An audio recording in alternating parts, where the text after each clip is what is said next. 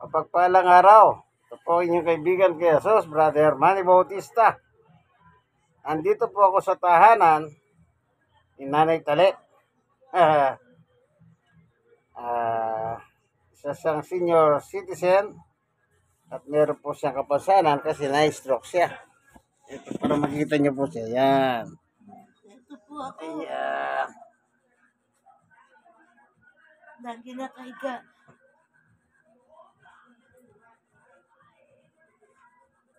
Malapit na birthday ko. Okay na ba birthday mo, Nanay Tali? February 30. Ayan, malapit na daw po ang birthday niya. Imbitado ko kayo. Baka maraming handa eh. Imbitado ko kayo. Ayan, nag-iimbita po siya sa February 30 ng kanyang birthday. Palagay ko marami siyang ihanda, kaya nag-iimbita. Ayoko naman na spaghetti. Maganda daw po siya ng pasit. Kaya nag-uumbita siya. Dito po siya nakatira sa... Anong street ito, Nanay?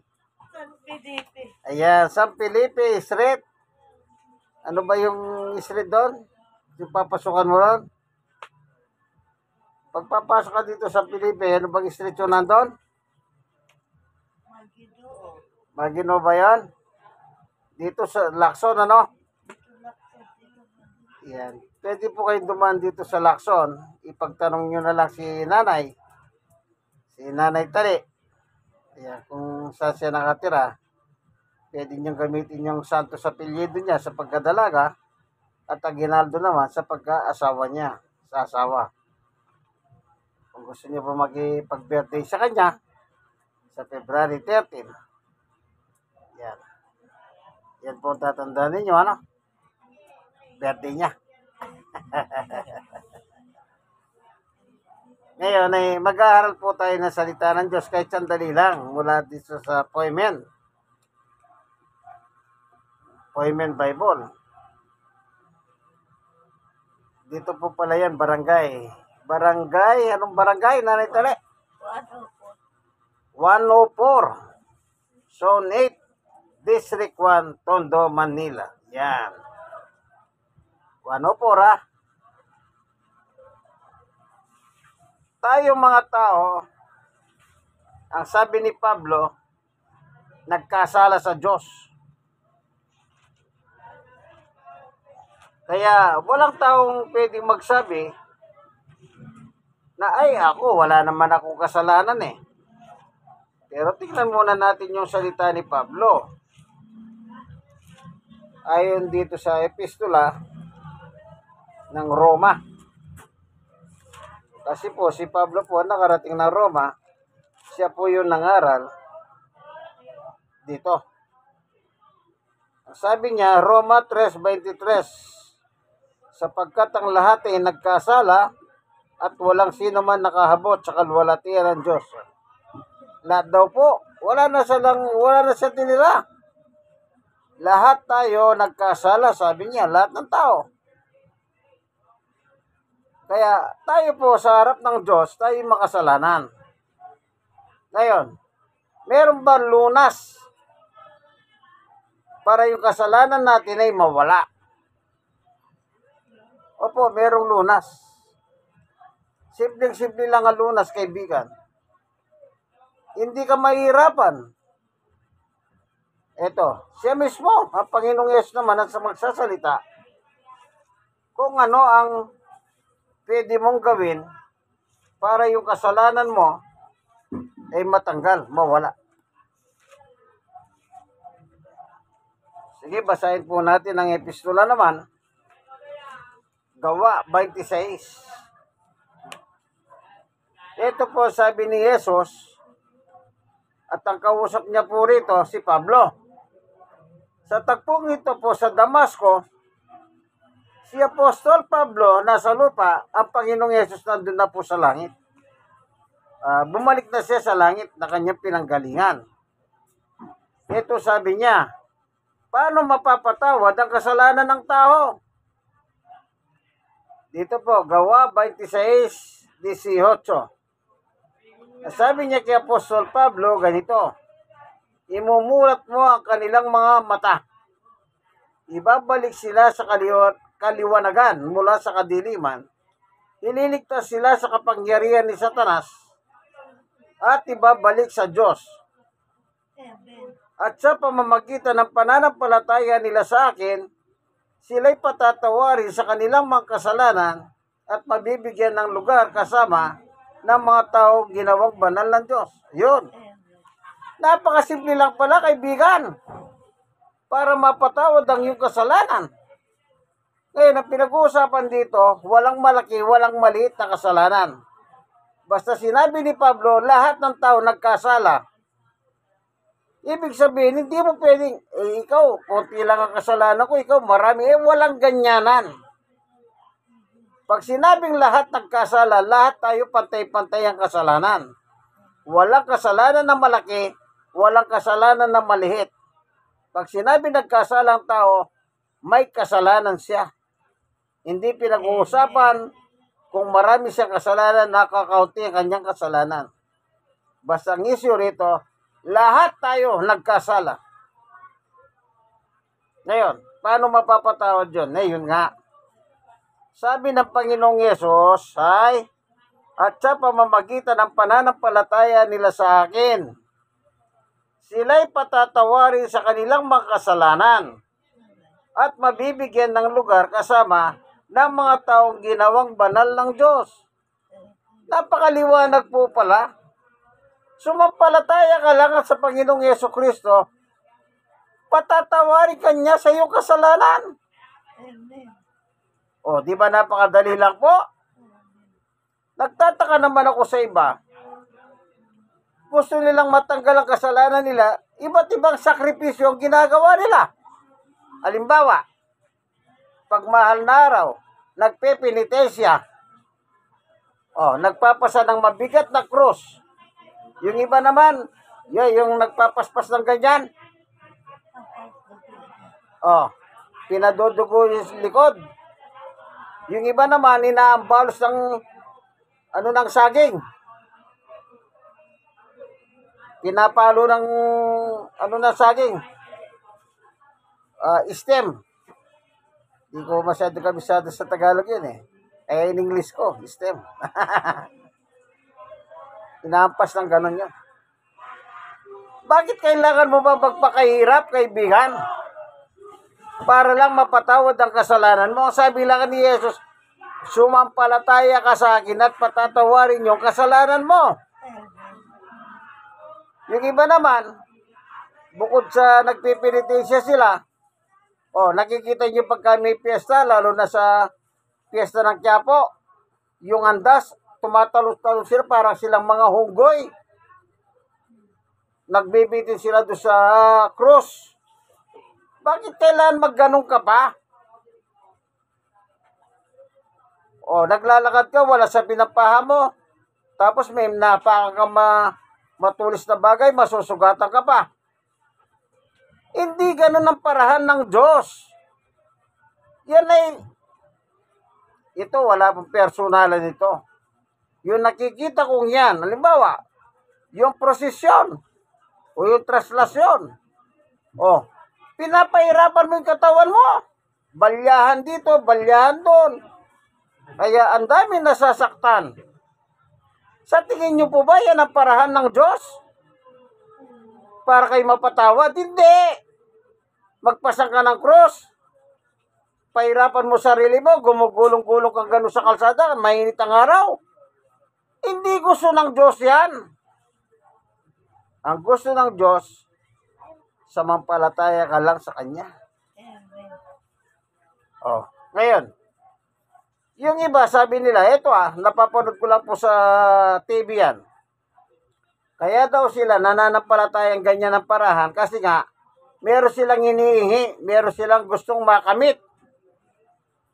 Kaya, para makuha daw nila yung gusto nila, magpapakahirap sila. Nandyan na ngayon nagpipinitensya, gumagapang sa kalsada, kainitan ng araw. Akala mo, girilya sila nakikipaglaban. Yung iba naman, balyahan doon. Halos hindi makahiga. Akyatan pa doon Santos para mga tsonggo. Talon-talon. Pag hindi ka nakawak, sigurado, untog ka eh. Buti na lang, maraming tao nasasalo ka. Oh. Ngayon, may problema ka? Ito sabi ni Jesus. Kanya lang, marunong tayong magantay. Lahat ng bagay po may kanya-kanyang panahon. May kanya-kanyang panahon. Oh. Halimbawa, ang sabi ni Jesus dito, sa chapter 11 ng Mateo. Mateo 11:27. Sabi ni Jesus, ibinigay na sa akin ng aking ama ang lahat ng bagay. Walang nakakakilala sa anak kundi ang ama, at walang nakakakilala sa ama kundi ang anak. At ang pinili niya at ang mga pinili ng anak na pagpahayagan niya. Ito na, 28, makinig kayo. Lumapit kayo sa akin, kayong lahat ng nahihirapan at lubang nabibigatan sa inyong mga pasanin. At kayo bibigyan ko ng kapahingahan. Yun. Yun ang sabi niya. Lumapit kayo sa akin. Ngayon, pagdating naman sa pagpapagaling, huwag kayong apurado. Kasi po, ang Diyos, hindi po siya nagmamagic. Yung iba kasi, gusto ko nang makalakad, gusto ko nang ganito, ganyan. O hindi ganon. May kanya-kanyang panahon po yan. Ang Diyos, siya nakakaalam. Para sa iyo, para sa akin, para sa lahat. Huwag kayong mag-apura, huwag niyong apurain ang Diyos. Oh. Bakit po? Siyempre, kailangan makita muna ng Panginoon Diyos yung iyong pananampalataya. Baka mabasa ng Diyos ang kalooban mo. Oh. Na nung pinagaling ka, wala na. May mga tao pong ganyan. Kaya kung meron man tayong problema, huwag po kayong magkatubiling lumapit sa ating Panginoong Yesus. Yung totoong Yesus, yung nasa langit anak ng Diyos na buhay. Yun ang tumutugon. Huwag yung tinatawag nilang Yesus, baka si Mang Yesus ang Nang araw may nakasama ako, pangalan niya Yesus eh. Matanda na, pilosopo pa. Kung may pilit, matanda na eh. Ang pangalan niya talaga Jesus. Pero ngayon, nasa kabilang buhay na po siya, no?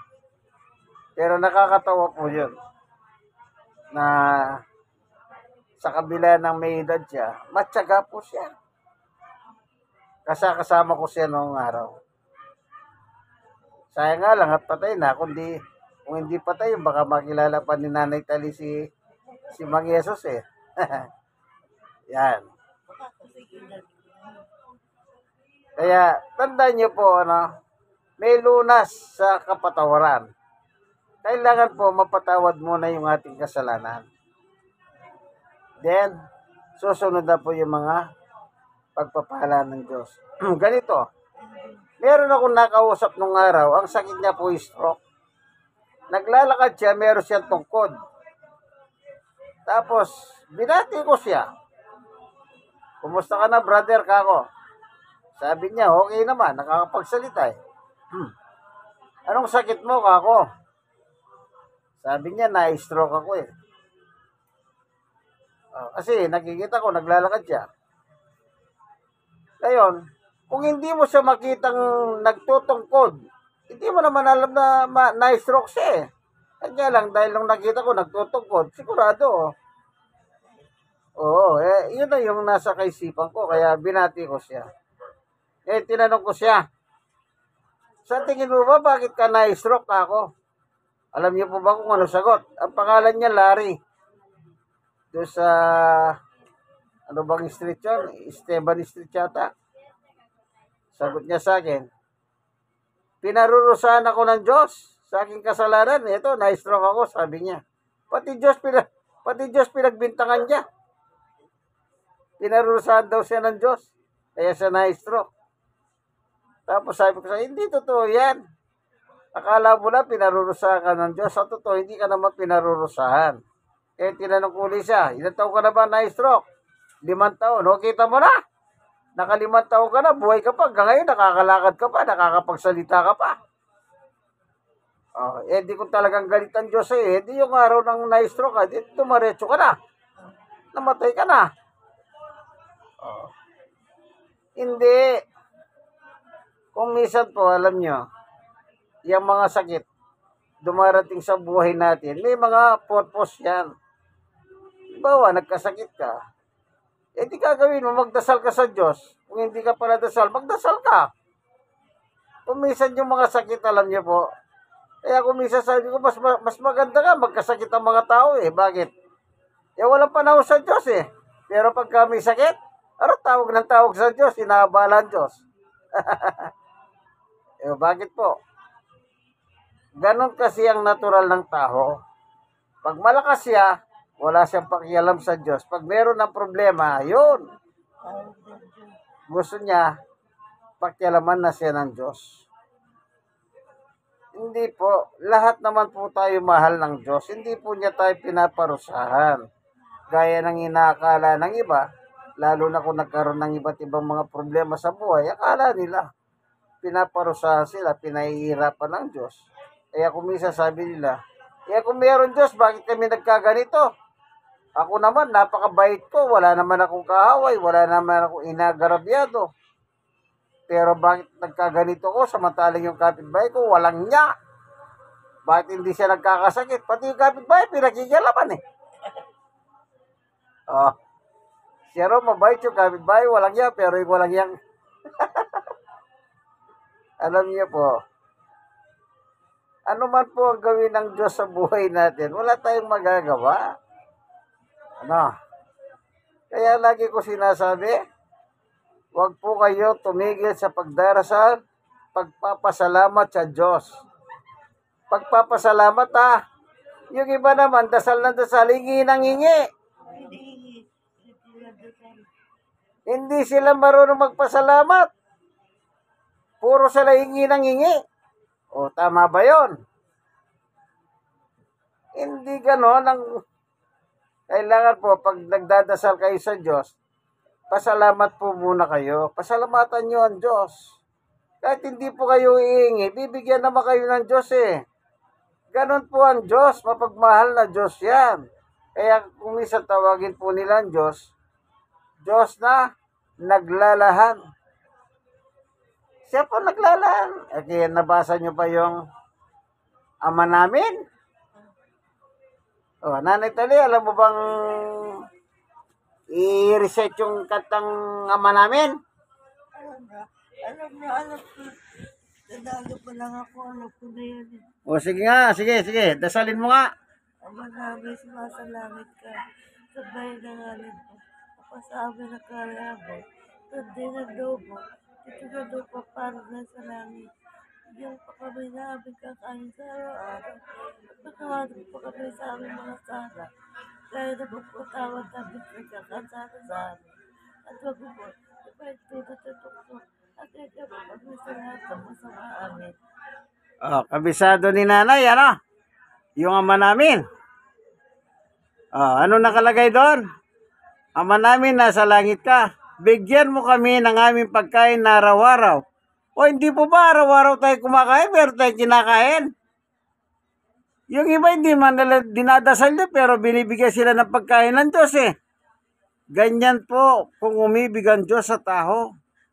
Kahit hindi ka humingi, bibigyan ka. Kaya tayo, kung humingi tayo antayin natin po yung sagot ng Diyos. Huwag nating apurahin ng Diyos.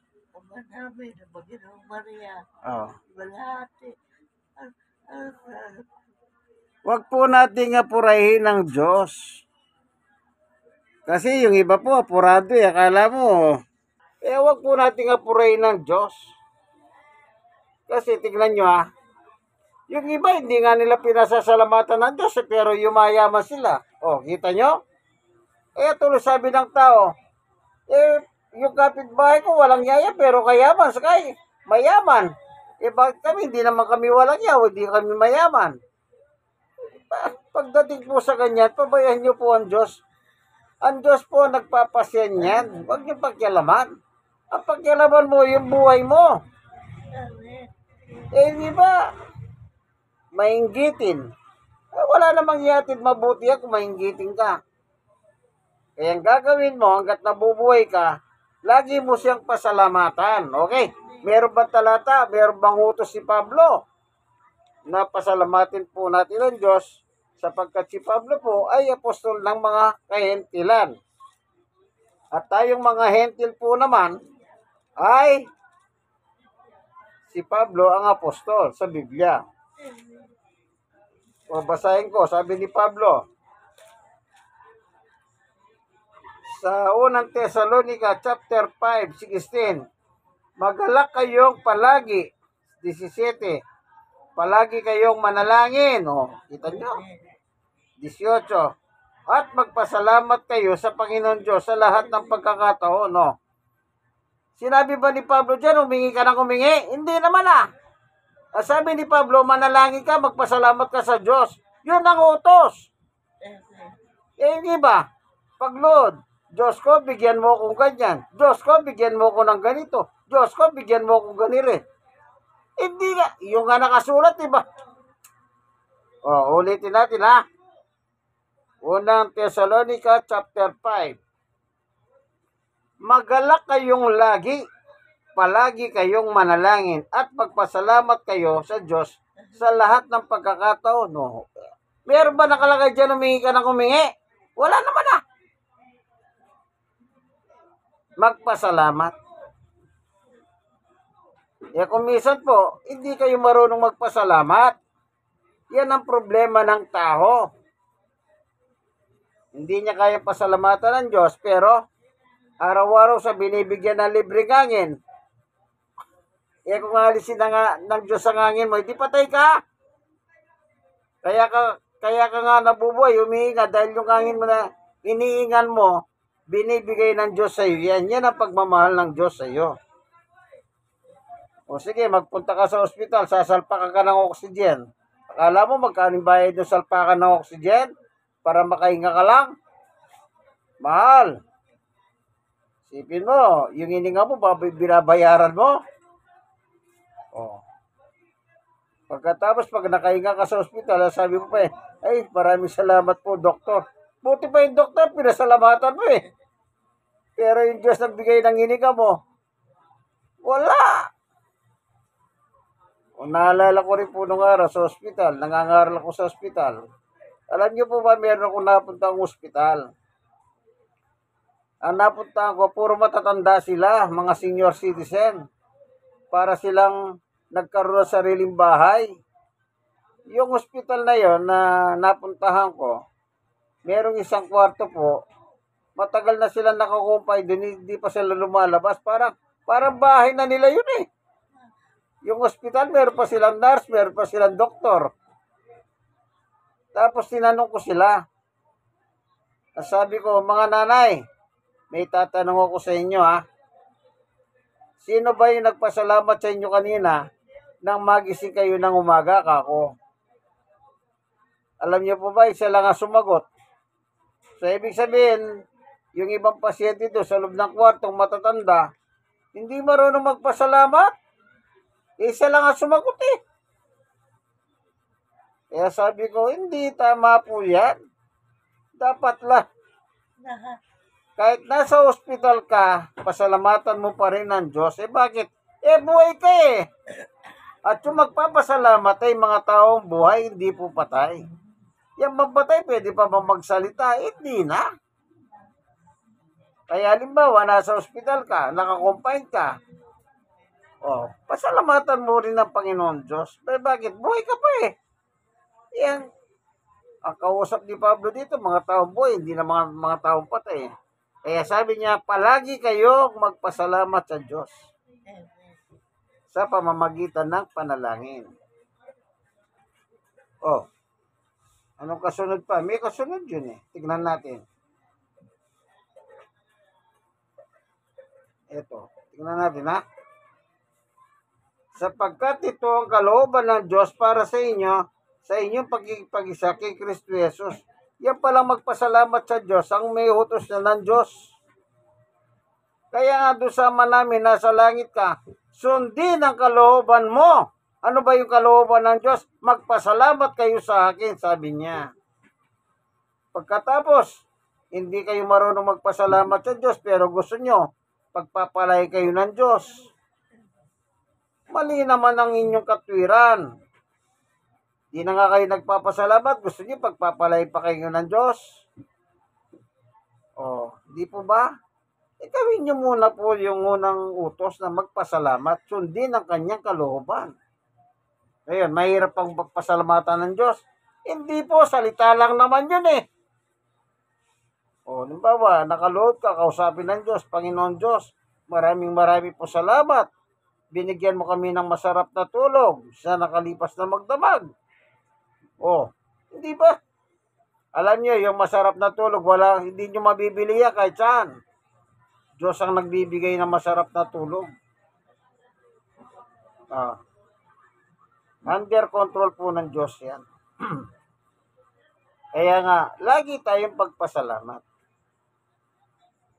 Di ba kaibigan? Kayo po bang nanonood ng video ito? Tatanungin ko kayo na nagpasalamat na ba kayo sa Diyos? Baka hindi pa. Magpasalamat po kayo. Kasi yun po nakalagay nakasulat. Hindi ko po utos yun. Utos ng Diyos yun. Kalooban ng Diyos ang magpasalamat kayo sa Kanya. Sundin ang loob mo. parang sintonado yata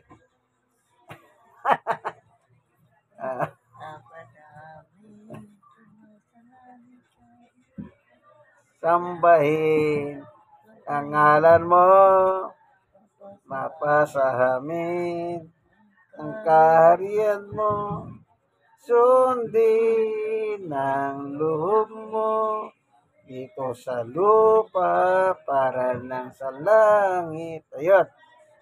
Kanina, sintonado pero medyo nahayos na ngayon. Ano? Kaya lagi po natin pasalamatan ng Diyos. Tandaan nyo, ang pwede lang magpasalamat sa Diyos yung pinatawad yung kanyang kasalanan. Bakit? Kasi po, sila po yung tumatanggap sa haral ng Diyos. Sige, paano po? Hanggang dito na lamang ang ating video, na salamat sa Diyos sa kanyang patutuho ng ebanghelyo niya sa atin. Kayo mga nanonood dito, isa lang ang masasabi ko, like, share na share. At kayo mag-share din naman kayo sa iba. Malay ninyo pag na-share nyo sila, meron silang mapupulot na magandang aral. Kasi po wala naman pong kalokohan ito. Walang halong loko. Panluloko. More on biblical chapter and verse po tayo. Sige po, Ito po ang inyong kaibigan kay Jesus, Brother Manny Bautista. Ang kasama po natin ngayon ay si Nanay Tali. Ako po si Catalina Santos.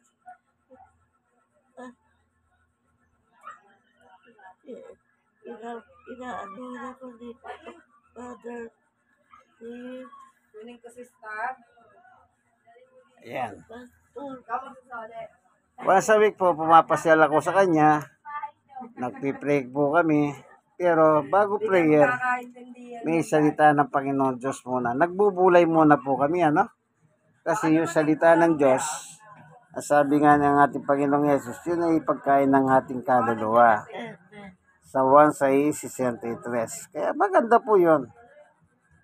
Pag nakikinig po tayo patungkol sa salita ng Diyos, para kumakain po tayo. Kanya lang, hindi ibang pagkain, spiritual food kung tawagin. Sige po, Isang pa. po ang inyong kaibigan kay Jesus. Nandito po kami sa Barangay 104. 104, Sonhid District 1, Tondo, Manila. Bye-bye!